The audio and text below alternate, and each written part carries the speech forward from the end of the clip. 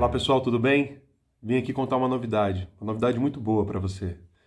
Nós estamos divulgando nas últimas semanas uma série de conversas e bate-papo com o funcionário da GSO e psicólogo Ricardo. Essas conversas elas foram muito ricas e um dos temas mais importantes já abordados aqui no Somos. Acontece que todo entrevistado ele passa por um bate-papo conosco, com a nossa equipe de roteiro, antes da gravação, para a gente definir quais que vão ser os pontos, tempo, conhecer um pouco mais o entrevistado, o convidado. E essas reuniões, por um acaso do destino, o nosso Boninho, o Ferraz, filmou, ele gravou essa reunião.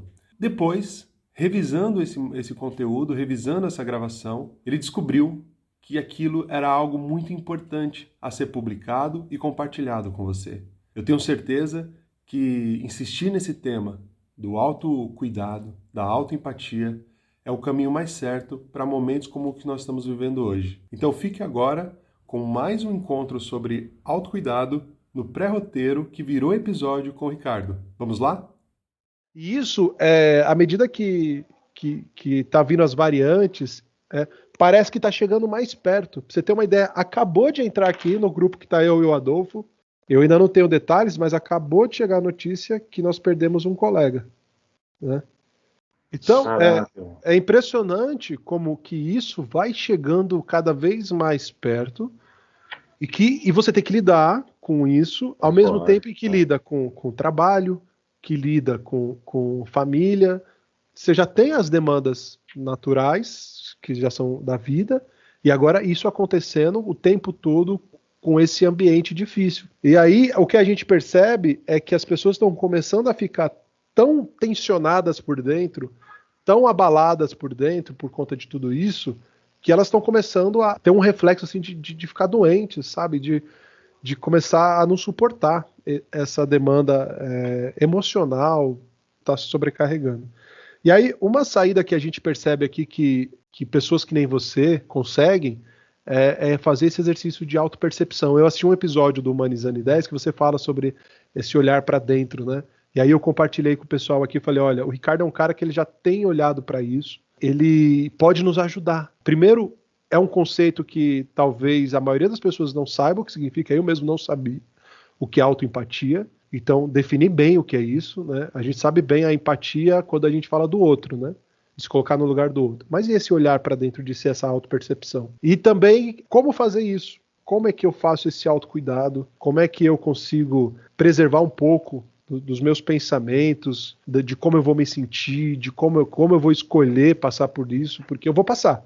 Não tem jeito. Tá todo mundo passando, né? E aí, nessa discussão, foi que surgiu o seu nome, meu amigo. É difícil de a gente materializar, né, em palavras os valores que a gente sente. Mas a gente vê uma oportunidade por conta desses valores, que é lógico que são atrelados pela sua experiência, pela sua formação, para nesse momento poder tocar o coração das pessoas. E diz o próprio Kenshite que nada é por acaso, né? A gente já previa, né, que em breve você estaria desse lado da bancada aqui. É um privilégio de lhe ouvir, viu, Ricardo? Com certeza é uma pessoa que pode nos ajudar muito. O quanto que a pessoa pode nos ajudar, quanto que a pessoa tem conhecimento. Então eu fico feliz que o Ricardo está aqui hoje, né, nos atendendo, nos ajudando também, né, ajudando ao metrô em si, mas nos ajudando. Eu falo por mim mesmo, que cada vez que eu fico aqui, né, na gravação, é um momento de aprendizado gigantesco. Então obrigado novamente, Ricardo. E o que fazer com isso tudo e ainda ter que se mostrar produtivo e controlar as coisas em casa e partir pro abraço com a galera e tá tudo bem. Perfeito. Então, eu acho que, como o nosso mestre lá diz, né, nada é por acaso. Eu acho que o universo estava reservando o momento certo para termos a pessoa certa. Então, seja muito bem-vindo aí, Ricardo. Muito legal estar contigo aqui. Mas me chamou a atenção, cara, porque vocês perceberam, né, que eu fiquei meio caladão aí no fim de semana todo. Eu meio que me isolei das redes sociais. Aí, quando eu cheguei hoje de manhã e de repente eu vi essa intenção, autoempatia, que paulada na minha cabeça, porque esse meu isolamento, de certa forma, não deixa de ser uma autoempatia, porque, sabe, quando eu preciso me isolar. sabe? Perfeito, Eu perfeito. preciso ter um carinho para comigo. E não é aquele isolamento igual Einstein fazia, de pegar e tentar se conectar com algo superior. Não, não, não. Preciso me isolar para eu me encontrar comigo mesmo, sabe? Curtir minha família, curtir um hobby que eu gosto, coisa do É tipo, isso. sabe? Boa. Porque eu É preciso, estou exatamente isso. precisando. Olha Parabéns. como nada é por acaso, né? Você já Fala aí, praticou o que a gente pede no vídeo. Então, vocês estão querendo me fazer chorar, né? Então, logo assim de cara já tô falando. Eu tô aqui. Eu não vou falar que vou me segurar aqui, não, porque assim é meio complicado, né? Mas assim, olha, foi forte aqui ficar só ouvindo, tá? Eu é que agradeço vocês. Eu é que agradeço aí. Primeiro convite, né? Primeiro convite de participar do grupo. Eu tô aprendendo demais com vocês e tô mesmo com todo mundo. Tivendo o prazer de conhecer vocês. Aí foi falado, até deixei aqui marcado para falar sobre essa questão da pandemia.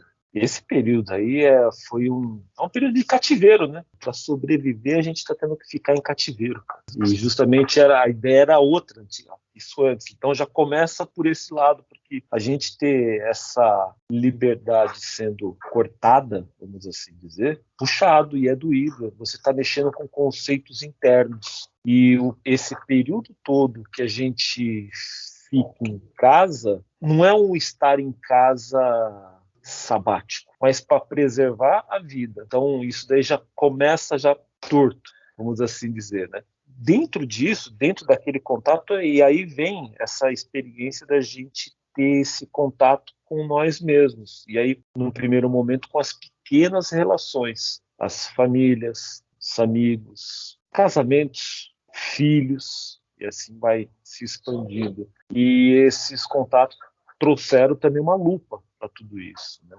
É um período que sim abre possibilidades de você se ver, de você começa a refletir. Mas antes até de a gente pegar e se olhar para fora, e isso ainda é para fora, por mais que eu estou olhando a minha companheira, por mais assim que eu esteja olhando o meu familiar, os meus amigos, ainda é para fora, mas e eu comigo mesmo? E eu com a minha missão? E eu com tudo isso? Fui conversando comigo mesmo dentro das minhas viagens e vendo essa demanda, né, das pessoas de jogarem para fora vários conteúdos aí de ódio até, angústia, ódio e tal. Eu falei assim, pô, cara, o que eu posso fazer para tentar contribuir, mesmo que desse tamanho? É o que me cabe, cara. O que eu posso fazer para, pelo menos, provocar, no bom sentido, coisa boa para as pessoas? Aí eu fui rodeando, pensando assim, pô, a gente precisa mostrar um lado mais humano, não essa coisa assim mais destrutiva. E veio de ideias, e aí foi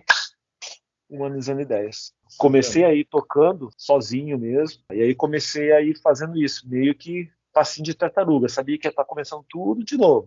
Eu acho muito importante esse ponto que você colocou, Ricardo, quando você fala de como um contexto pandêmico, eu nunca tinha pensado nesse ponto de vista, né? Eu sempre tenho olhado mais para o resultado final, que é morte, doença, né? Eu olho muito para isso. Você abriu o meu olhar agora que é muito mais do que isso. Antes desse resultado mais, talvez, terrível, tem uma coisa que ela pode passar despercebida, que é a própria restrição da liberdade. E a pessoa que fica limitada em casa, mas não é para curtir a família, né? Ela tá em casa porque ela tem que se preservar e preservar o outro. Isso chegou primeiro, né? As mortes chegaram depois, né? As mortes estavam na Itália.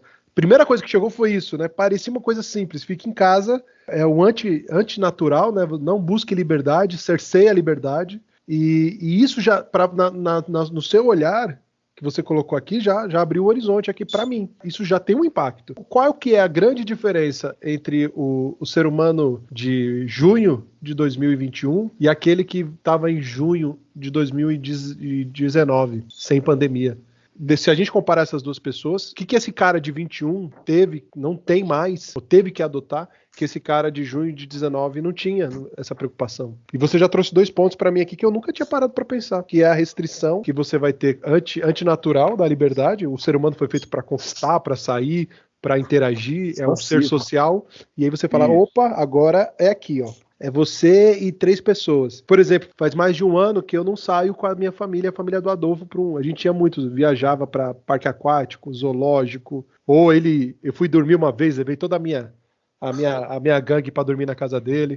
Então, assim, faz mais de um ano que a gente não faz isso. O que você enxerga aí, explorando mais esse ponto aqui que a gente poderia estar falando? Porque só aqui, esse insight que você teve, já para mim, opa, é muito mais. É muito mais que a doença e a morte. Tem um ponto aí que eu identifico, Gilson, dentro de todo esse caminho que você falou, que chega um momento que a gente, de tão isolado, tão preso dentro de casa, chega um momento, pelo menos isso aconteceu comigo, com a minha família, em que você, de repente, chega num limite e aí você tem que pôr na balança a saúde com relação à Covid e a saúde mental. O quanto ficar isolado dentro de casa, sem ter o convívio social, está afetando a sua cabeça, a cabeça da sua esposa, dos teus filhos, da tua família, entendeu? E aí Entendi. você inevitavelmente acaba tendo que dar uma contrabalanceada, entre aspas, meio que botando um pé para fora de casa, correndo o risco em benefício de uma saúde mental, cara, porque o ponteirinho vai lá para cima. E aí, agora, o que eu faço? De uma maneira geral, de 2019 para o atual, o que tem? A diferença é que está tudo isso aflorado e muita gente não sabendo o que fazer com isso. Apesar dos pesares, a gente tem que sempre enxergar. A gente não é obrigado a nada, né? Para muita gente, esse incômodo é uma oportunidade de mudança. Para muita gente. Eu não vou colocar aqui como uma obrigação, que vai passar muito por cada um, mas, no mínimo, aflorou um monte de coisa. Aflorou, assim, bastante. Por isso que as pessoas estão depositando no fora. A relação estava para fora. E aí vão atrás dos seus semelhantes. Uma parte de conexão que a gente tem, por exemplo, pensamentos. A gente acaba se conectando bastante com a energia do nosso pensamento. É uma forma com que eu tenho de ver, tá? Vou dar um exemplo. Se a gente tem um pensamento do tipo uma vibração mais positiva, indo num caminho de um desenvolvimento, num caminho mais amoroso, num caminho mais solidário, a tendência é de você também ir se unindo a pessoas assim. Não quer dizer que todas as pessoas vão se unir dessa forma, elas são desse jeito. Mas há uma tendência de conexão muito mais forte por causa dessa questão do pensamento. Por quê? Vamos pensar aqui, por exemplo, em rede social. A gente está numa vibração positiva procurando uma questão de solidariedade, de mais amor e não sei o quê. Você vai começando a procurar coisas assim, vídeos assim, de repente um grupo de amigos assim, pensando no virtual. Você já está conectando. E tudo começou aqui pelo pensamento. Pá, pá, pá, pá, pá. Se você quer destilar o ódio, o que você faz? É a mesma coisa, é do mesmo tamanho. Tanto que assim, a gente pode também enxergar o ódio do lado contrário da mesma moeda onde o amor está. O ódio só é um amor negativo, onde o ódio fala mais de você do que do outro. Ele fala às vezes de algum incômodo teu que você quer jogar para fora aquilo e que de repente você acaba não lidando bem com isso. É a mesma coisa, entendeu? Onde tem ódio tem amor. Onde tem um tem o outro. Tá ali junto, é a mesma moeda. Por que eu estou falando dessa conexão? 2019 teve grandes mudanças? Eu acho que do ponto de vista comportamental, sim. A pandemia ela acelerou muitos processos. Por exemplo, essa relação aqui de trabalho. A gente estaria hoje numa sala. E agora não, a gente está aqui. Há 2 semanas eu fiz uma live com o Maher. Ele está na Austrália. Teve uma vez uma live que a gente chegou a fazer. Eu do Brasil, ele da Austrália, e eu recebendo um feedback de alguém que estava na Nova Zelândia. Olha só, cara. O outro da Espanha, e aí a gente ia trocando ideia. Só que do mesmo jeito que é bom, tem um lado bom, tem um lado também que a gente tem que também ter uma grande de uma responsabilidade com o que está aí. De novo, em cima da questão do indivíduo. Eu acho que a diferença tá, para quem está aproveitando, para isso, pode estar aproveitando para outras coisas, né, também, não está errado, está certo, acho que tudo é possível, mas da pessoa lidar com esses conteúdos, e saber lidar e entender algumas dinâmicas internas, de saber que se a pessoa está vibrando positivamente, vai atrair coisa boa. É tudo? Não é tudo. Né? A vida é tudo junto e misturado e tudo ao mesmo tempo agora, como diriam os titãs. Né? Mas assim, é uma oportunidade para isso e a gente tem que procurar de ir vibrando positivamente, porque isso aí acaba atraindo também coisas positivas, acaba atraindo.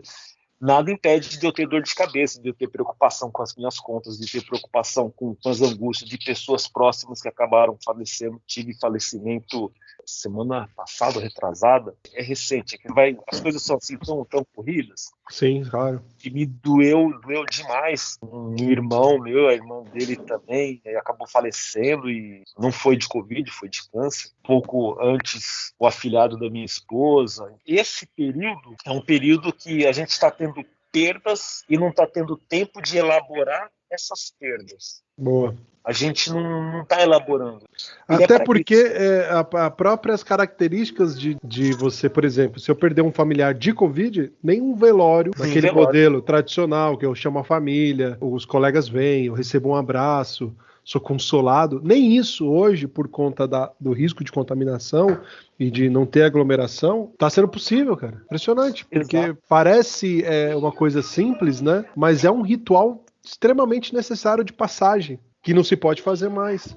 Eu estava até anotando aqui, mas para não perder justamente o contexto, através até desse exemplo que o Gilson citou, a mudança, ela ocorreu em vários aspectos, até na forma de se despedir de uma pessoa, né? Porque aquela que é mais próxima ainda consegue, mas às vezes o sentimento de um familiar, mesmo que distante, é tão grande que ele gostaria de estar naquele momento ali, né? Como uma última despedida, dentro daquele ritual de cada um, né? Daquele costume, melhor dizendo, de cada um. E aí eu volto só a retomar aquilo que o Gilson enalteceu, trazido pelas suas palavras, que o Ferraz também trouxe, que é assim, o ser humano, né, resumidamente falando, de várias formas e por vários aprendizados, ele foi feito mesmo para viver em sociedade. Isso é cientificamente comprovado, e aí você trouxe muito bem que esse momento ele vem contra a essência, né, contra o normal, o natural. E aí existe esse sair da naturalidade do normal em vários outros aspectos, como vocês trouxeram o último aqui, Clovelório, e poderíamos citar outros, como o costume de nos vermos em família, de viagem, futebol, de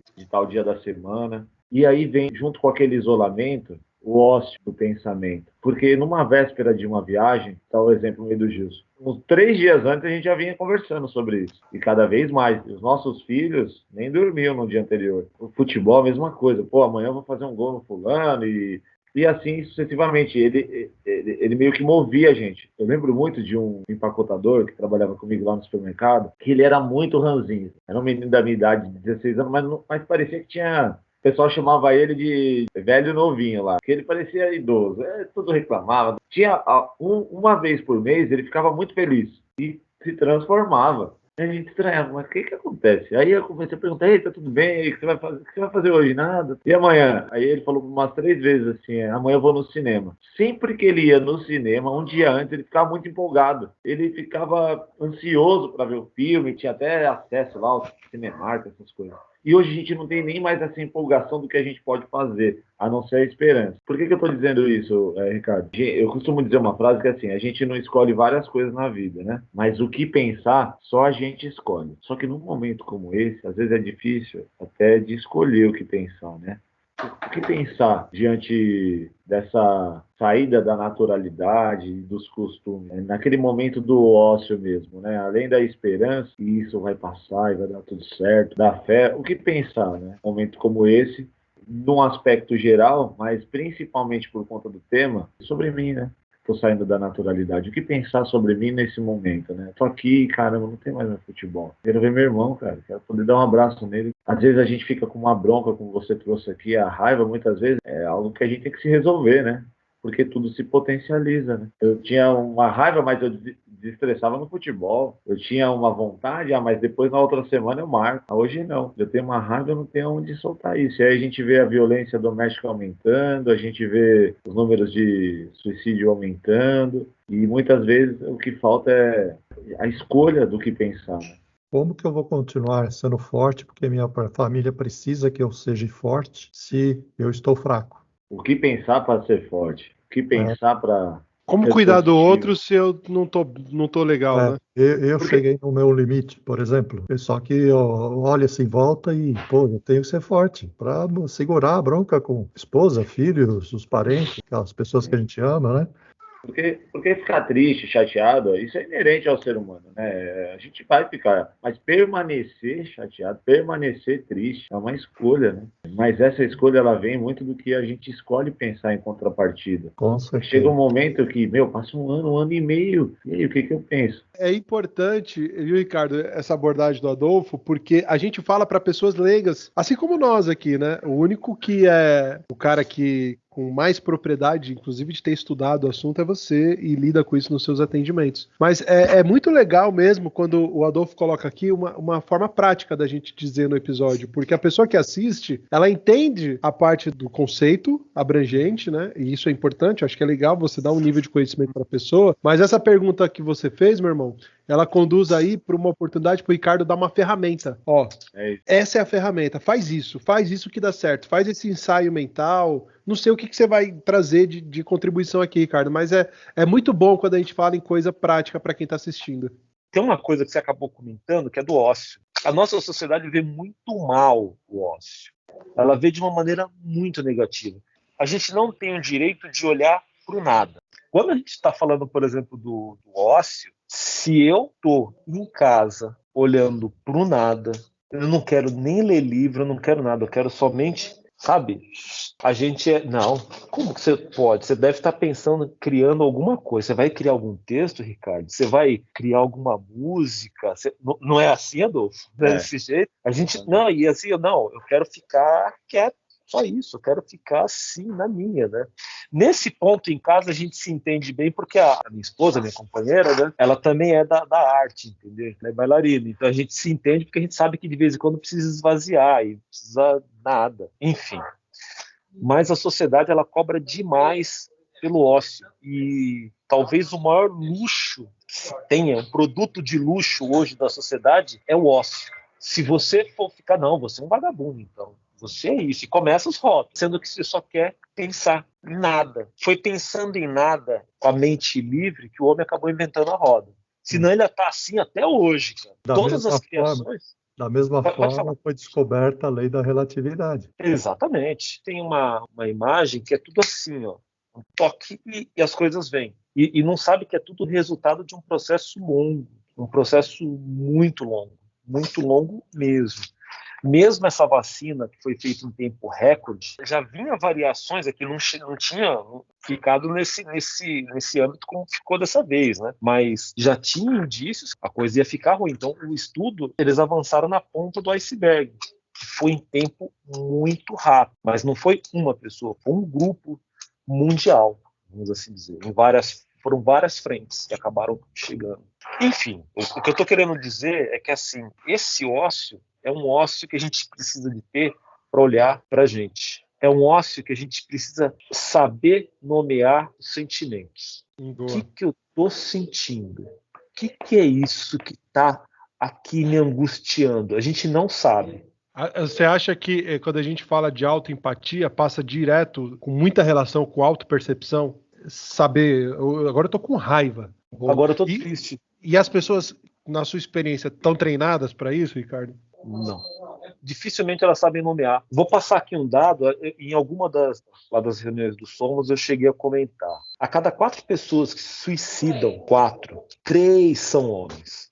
Foi isso aí que moveu o projeto de falar em mim e nos outros 2 psicólogos com cabeça de homem, da gente falar sobre masculinidade. Por isso que é importante demais falar em masculinidade. Porque a gente tem essa cobrança silenciosa e, ao mesmo tempo, ensurdecedora de sempre ser forte, de sempre estar ali em pé, sabe, disposto e à disposição sempre. E tem hora que a gente não tá nem em pé e não tá disposto para nada. E tudo bem. Tudo bem. E tudo bem. Nós somos humanos. A gente tem forças, a gente tem fraquezas, a gente tem virtudes, como outras coisas para que precisam se desenvolver, outras coisas que podem mudar o caminho, outras não. A gente é um monte de subjetividade. Eu estou evitando de colocar termo difícil, né? Mas assim, um monte de potencialidade, um monte de visões de mundo que a gente pode melhorar ou não. Né? Isso é muito bom. E a gente pode tudo, mais ou menos. Mais ou menos, tá? A gente mais ou menos pode tudo, só que é de acordo com a nossa necessidade ali naquele momento. Muito bom. Naquele momento. A gente poder, nesse momento ósseo, se olhar, se perceber, eu entender que se eu der um tapa aqui no meu braço, aqui agora não, né? Mas se eu der um tapa aqui e doer, se eu fizer isso em você, Gilson, vai doer. Eu já sei que vai doer. Se eu fizer isso em qualquer um de vocês, eu sei que vai doer. Então eu não vou fazer. Isso é empatia. Muito bom. Quando você chega e fala que, por exemplo, isso aqui dói, você fala assim, caramba, isso aqui não é legal. Quando eu vou falar, por exemplo, em bullying, e aí o pessoal, não, é isso, é aquilo outro, bullying isso, bullying aquilo, eu resolvi assim, mas todo mundo no fundo sabe que isso dói, que isso daí nada mais é do que uma forma, na minha visão, cruel, que a gente foi educado a passar por cima e não demonstrar de novo sentimento. A gente é educado para não mostrar sentimento. A gente é o tempo inteiro educado para isso. E quando a gente se vê fragilizado de alguma forma, a gente se perde. E aí Homem não chora. O homem não chora. O homem só é triste quando chora. E não é uma emoção negativa, é uma emoção positiva. É um chorar de alegria. E quem falou que o homem não pode chorar? Quem falou que a gente não pode chorar vendo um filme, ouvindo uma música? E o Adolfo trouxe um ponto aqui que, assim, você também tirou da pessoa as válvulas de escape que ela tinha, porque às vezes era exatamente nessa interação social que muito dessas angústias, dessas dores, elas eram tratadas, e você tirou. A pessoa está tendo que conviver com as mesmas pessoas o tempo todo, e muitas vezes é o núcleo ali da familiar. Eu vi um dado recentemente que disparou o número de divórcios. Parece que as pessoas estão sendo forçadas a se conhecer e não estão gostando do que estão vendo. Então, disparou. Exatamente. E aí, eu acho que é uma percepção realista de uma realidade que não tem prazo para acabar. Falando um pouquinho sobre a questão de lidar com as perdas e não ter como elaborar, se preparar para isso, mas aí você entrou agora num ponto, numa linha de ajudar a desconstruir essa própria vulnerabilidade. A gente já teve um episódio, mas foi muito focado em liderança, de vulnerabilidade com o Facina e o Reinaldo, logo no comecinho do Somos. Mas a gente está voltando nesse tema agora. No fundo, quando você chega aqui e fala assim, não tem problema não estar bem, não tem problema você chorar, não tem problema você assumir essa vulnerabilidade, tem gente que tá na cadeira e que ela vai estar, tipo, assistindo Somos e fazendo outra coisa. O cara vai parar e vai olhar e falar assim, opa, o que esse cara tá falando? Olha que legal, né? Essa humanização do não estar bem, né? De chegar e falar assim, olha, eu não tô legal, eu preciso de ajuda. Como é que a pessoa vai pedir ajuda se ela não passou primeiro pelo exercício de reconhecer que as coisas não estão legais? Por vezes, a pessoa está liderando um grupo, olha a responsabilidade, está liderando um grupo, mas ela não sabe lidar com ela. Caramba, ela não sabe nem nomear o sentimento dela. Verdade. Entendeu? Então, assim, eu não estou aqui. Isso daí não é uma coisa exclusiva do metrô, é do mercado em si, da cidade em si, talvez até do mundo, de uma maneira geral. Eu não conheço todo mundo, mas, assim, de uma maneira geral, isso é uma coisa assim, universal. Isso. As pessoas, elas primeiro tem que olhar, ver as possibilidades, para poder sacar e entrar, por exemplo, na sala de trabalho, olhar, bater o olho e falar assim, eu acho que ele não está legal, deixa eu vir trocar uma ideia. De você bater o olho, a relação de trabalho, você vai assim, de repente você vai acertar, de repente você vai errar, de repente não. A coisa é simples, foi só um pensamento aqui longe, entendeu? Então, assim, mas você acaba sacando isso. Quanto mais a gente se observa, mais o leque de opção externo aumenta, e a sensibilidade também. Eu vou falar que líderes. Aí você pega, por exemplo, de Jesus. Eu, particularmente, dada a intimidade que eu tenho com ele, eu chamo ele de JC também, tá? Boa. JC, nas minhas conversas aí com ele e nas observações, você vê que a maioria das falas dele, ele fala sempre num tom jogando para, juntos vamos ser mais fortes. Várias falas dele. Ele vai falar, estão lá jogando pedra em cima da Maria Madalena e pá. Ele falou assim, não, beleza, tá, mas é isso mesmo, cara? Você que tá jogando pedra, como é que é você aí? Será que é isso mesmo? Não é? Percebe que ele vai e devolve, e de uma maneira sempre amorosa. Quanto mais a gente olha, a gente acaba compreendendo as coisas em nós mesmos, a gente abre possibilidade de enxergar o mundo de uma maneira melhor. Vamos dizer, se a gente for olhar para nós mesmos, a gente vai acabar entendendo melhor o universo. Olhar para fora, viver em sociedade, ele é muito importante. Viver assim, ter uma lei é importante, ter código de ética, moral, tudo é extremamente importante. É isso daí que faz a convivência em grupo. Isso daí, beleza. A gente vem, por exemplo, para a empresa, tem um código. A gente tem algumas coisas assim que a gente precisa pegar e respeitar para a própria convivência aqui dentro, entre a gente, né? Mas quanto mais a gente entende em nós mesmos algumas questões, a gente entende esse externo e o porquê desse externo. Por quê? Porque eu vou olhar o Adolfo, o Gilson, o Juninho e o Ferraz de uma maneira muito mais respeitosa. Muito mais. Quando eles forem, por exemplo, vir aqui, Ricardo, pode ver isso aqui? Opa, beleza. É de uma maneira mais respeitosa. A gente acaba entendendo o nosso papel humano aqui dentro. Não é só o crachá. Crachá, hoje a gente tem, amanhã não tem.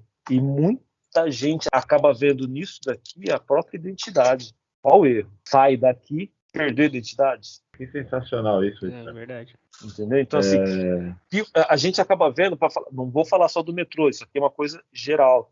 Quando a gente pega o trânsito da cidade de São Paulo, como é que é a relação de trânsito? Mais forte. O cara tem um caminhão, ele fecha todo mundo. Ele tem um carro maior, ele vai fechando. Coitado do pedestre. Aí o pedestre que quer, eu vou aqui também, quer passar na faixa errada. É uma relação de perda de tudo que acaba se passando. A gente não muda porque pôs um crachá, porque pôs um uniforme. A gente continua sendo a mesma pessoa. O que mudou foi o ambiente onde a gente está. E a responsabilidade. E a responsabilidade da atividade, exato. Exato. Quando a gente começa a ver a coisa assim, a gente começa até a mudar o olhar. Não é o crachá de outro que está lá. Não, é um ser humano que ele tem atrás uma responsabilidade. Exatamente. Ele está tomando tal atitude porque acima dele deve estar vindo a cobrança X, Y, Z. Entendeu? Então, assim, você começa a mudar toda a relação de baixo para cima e de cima para baixo. E a gente entendendo que a gente, assim, nós somos... É uma engrenagem. Um depende do outro, o outro depende do um. É incrível isso, né? Porque eu tô pensando aqui, a gente coloca o tema da gravação muito na linha ali da autoempatia, do autocuidado, mas a gente acaba voltando para um tema que ele é o mais recorrente dos somos, autoconhecimento. Olhar para dentro de si, se perceber, para melhorar a relação que eu tenho com o externo, como bem colocou o Ricardo. É impressionante como que parece que o universo, ele fica dizendo assim pra gente, né? Volte no autoconhecimento. As pessoas ainda não entenderam. Vocês ainda não entenderam. Vocês precisam falar sobre autoconhecimento. Porque o Ricardo está trazendo contribuições novas em autoconhecimento que a gente ainda não abordou, mas que são fundamentais. Não sei se vocês estão tendo essa percepção. Mas sabe qual que é a diferença, irmão? A diferença que eu percebo até nas palavras do Ricardo, de autoconhecimento para autoempatia, a autoempatia é como você se trata com autoconhecimento. Uma coisa é você se conhecer, tudo bem, eu me conheço, mas aí eu me julgo, mas aí eu não tenho ferramenta para tratar isso, eu não paro um minuto, eu não valorizo o ócio, valorizo negativamente o ócio, então, e eu não sei lidar com o autoconhecimento. A autoempatia, ela vai além ainda, né? É você se conhecer, mas também saber lidar com os sentimentos que você cria através do que você acaba conhecendo, né? Então, a autoempatia trazida com propriedade nesse tema por você, Ricardo, vai fazer com que a pessoa, além do autoconhecimento, ela saiba como tratar esse conhecimento e se tratar diante desse conhecimento. Uma questão que eu gostaria de verificar com o Ricardo é qual que seria o primeiro passo aí também em relação à autoempatia, né? Por exemplo, ter um autoconhecimento, eu vou me conhecer minhas qualidades, os meus defeitos, porém, e se quando eu olho ali pro espelho e falo, caramba, Juninho, você é tal coisa, caramba, você tá pecando aqui, tá indo muito mal aqui. Então é na direção de qual que seria o primeiro passo que a pessoa teria que dar para ter essa autoempatia, para começar a desenvolver a autoempatia. E se tem alguma ferramenta, algo que possa ajudá-lo. Tem. Eu vou falar a mais eficaz. Terapia. Terapia. Por que eu estou falando isso? Esse incômodo, ele veio ser nomeado nesse momento que você está se olhando. Mas é aí a ponta. Tem toda uma construção atrás que fez você chegar naquele momento e falar assim, o que eu fiz? E veja bem o tempo do verbo. O que eu fiz? Já foi feito. E aí a gente começa a ficar mais preso às coisas que a gente acabou fazendo. Então, assim, é um mergulho que você tem que fazer do tipo, onde eu estou, o que eu estou fazendo, qual é o meu propósito, o que eu estou fazendo da minha vida, a minha única vida, o que eu estou fazendo disso? A gente aproveitar e se repensando com relação a isso. Esse é um processo que é muito interessante de ser feito, por exemplo, na psicoterapia. Por quê? Porque aí você vai mergulhar em você mesmo. Eu falo para os meus pacientes, a gente vai comer agora um prato de sal juntos. Por que um prato de sal? Porque a gente não consegue comer de uma vez só. É um pouquinho por dia. O corpo não assimila tudo sal. Tem coisas que eu vou falar ainda em sessão que a pessoa só vai entender depois da sessão. Eu falei numa sessão, depois vai passar outra, aí de repente não é nem na sessão, a pessoa está lá lavando a louça, daqui a pouquinho, caramba, olha o que ele falou. Tem muito disso. Por que eu estou falando também tudo isso? Porque todo mundo tem um ritmo. Todo mundo aqui tem um ritmo interno que é diferente. É o Cronos, né? A questão lá do Cronos, tempo. Né? A gente tem um tempo que é diferente do tempo de relógio. E esse mergulho é muito interessante de ser feito, por exemplo, em terapia. O que a gente pode, por exemplo, ficar atento, que diz também muito no nosso dia a dia? Vou dar um exemplo, por exemplo, da meditação. A meditação não é a gente aperta um botão e a gente vai, de repente, ficar lá naquela posição, né? De assim, fecha e zerou o mundo. Não, a gente vai ter coisas que a gente vai estar lá. Vai estar pensando, só que a gente começa a se concentrar, por exemplo, numa respiração. A gente vai lá respirando, vai concentrando na respiração, a gente começa a perceber no próprio corpo a velocidade da nossa respiração. À medida com que vem, por exemplo, as emoções, a respiração muda. Quando a gente está mais triste, a gente tem a tendência a ficar mais... O que acontece com a respiração? Diminui. Quando você começa a ficar pensando em coisa lá da frente, preciso pagar isso, preciso pagar aquilo, eu preciso resolver isso, eu preciso ansiedade, eu preciso de né, a respiração, e muda completamente isso. Essa percepção a gente começa a ver dessa forma. Opa, então olha, as emoções ela interferem nisso. Interferiu, as emoções quando interferem, por exemplo, no pulmão. Eu falei agora há pouco da respiração pulmão. Pulmão, ele manda oxigênio para o sangue, por exemplo. O que faz o sangue circular? Isso, água, bebam água, respiração e alimentação. Os três. Se o sangue não está circulando de uma maneira legal, olhe os três. Pode olhar. Alimentação, respiração, coisa. O que pode estar prejudicando? Você tem a respiração boa, a alimentação boa e bebe água. Mesmo assim está bloqueado. Dá uma verificada no seu estresse. E aí você vai ter que conversar com você mesmo. Por que eu estou estressando com tal coisa? Por que isso? Por que aquilo? Percebe que aí é um mergulho que a gente vai ter que fazer em nós mesmos. A gente vai procurar a resposta em mim. Eu vou estar procurando a minha resposta para a minha angústia. Você vai estar procurando a sua resposta para a sua angústia. E é muito individual. Muito embora a gente viva num coletivo, né, a gente viva em sociedade, a gente viva de uma maneira geral, mas essa angústia, ela é muito pessoal. E aí você vai ter que entender e talvez olhar de uma forma diferente, talvez acessar outras coisas. Ou isso aqui eu não posso mudar, tá? Eu não posso mudar isso aqui, mas o que eu posso então? Isso aqui então eu não vou nem mexer, mas o que eu posso fazer para isso daqui melhorar? Aí você vai. E aí você começa a olhar para as relações sociais, para várias coisas. Por isso que é difícil a gente pegar e dar uma resposta assim precisa. Certeiro. Tem uma tríade aqui na última fala do Ricardo, que é não ter receio de pedir ajuda, faça terapia não é luxo, terapia não é algo que só faz quem está em crise grave, aguda, não, ela é para todos, e a questão da meditação também é um baita de uma ferramenta aí para ajudar. Eu estou profundamente feliz de tudo que eu vi hoje. Eu faço um adendo quando a gente falou a respeito do ócio, né? O ócio positivo, não visto de forma negativa. Eu aprendi com uma pessoa, uma coisa de pouco mais de um ano, de que o ócio é o caminho para a gente se encontrar com o divino. É onde a gente estabelece a conexão com o divino, com Deus, ou Alá, Jeová, com seu santo de cabeça, não importa. Esse é o caminho. Com quem que eu aprendi isso? Com Albert Einstein. e a gente ouve falar, a gente acha que é só física, que é uma pessoa extremamente, sei lá, pé no chão, né? Por todo o conhecimento, tudo que ele traz para nós, né? Mas foi com ele que eu aprendi isso, estudando um pouquinho da vida dele, dos momentos de isolação e de ócio dele, era onde ele se reconectava com o divino dele. E faz todo sentido isso, faz todo sentido. Né? Totalmente. Muito rico. Obrigado por tudo que você está trazendo para nós aí. A questão do não posso chorar. Nossa, foi passando filmes aqui na minha cabeça. Aquela coisa de chegar em casa quando criança, né? Se chorar, apanha. Engole esse choro, se chorar, apanha. Tantas outras coisas, cara, olha, é fenomenal.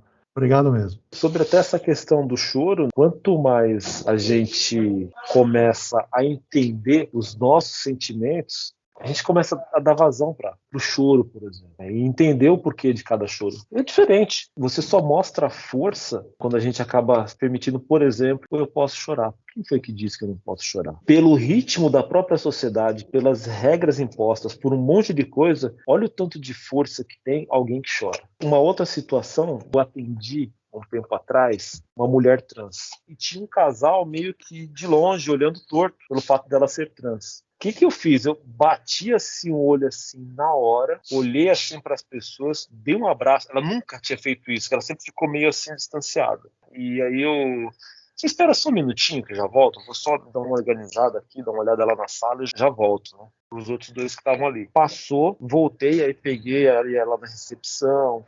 Ela desabou a chorar. A coisa acabou acontecendo para ela de uma maneira bem... Ela tinha acabado... Olha, ela estava sofrendo ali, né? Ela tinha acabado de ser agredida verbalmente pelo fato dela se vestir como se vestia. A pessoa passou xingando, e eu virei para ela e falei assim, quem é que tem mais força e quem é que tem mais coragem nessa situação? É você que está assumindo esse verdadeiro ser você ou eles que estão te agredindo? Aí ela parou assim, olhou... Eu falei assim, eu não sei o que está movendo neles esse ódio. Alguma coisa em você fez fazer morada neles. Agora você tá aí. Muito bom. Um negócio extremamente corajoso. Nós, sendo homens privilegiados, você pegar e se reconhecer como uma mulher. Eu sei que é polêmico a coisa, mas assim, por que eu tô falando tudo isso? Porque quando a gente começa a se identificar, nós mesmos, a gente acaba descobrindo umas forças e às vezes a gente é fechado para ter uma força assim, só aquela. Não, a gente pode ser muito mais que aquilo. E às vezes, para você ser mais do que isso, você precisa, por exemplo, pegar e chorar. Verdade. Entender o teu sentimento, entender o que acontece, o que deixa de acontecer com você mesmo. Você vai passar a olhar o outro de uma maneira muito mais humana. Fenomenal. É profundo o que você está trazendo e é o que você falou no começo, né? Às vezes o ódio, a raiva ou até mesmo o preconceito é alguma coisa da pessoa não resolvida, né? Com certeza. Não estou falando que a pessoa seja isso, seja aquilo, não é isso, mas é alguma coisa assim que para e que de repente reverbera. Esse é, por exemplo, uma coisa que no ócio a gente pode pegar e se olhar, que é você com você mesmo. E por isso que eu falei da importância da terapia, porque o psicólogo, ele não vai lá rotular, ele vai lá acolher aquilo e vai procurar entender junto com a pessoa o que é, o que deixa de ser. Muito bom. Sensacional, Ricardo.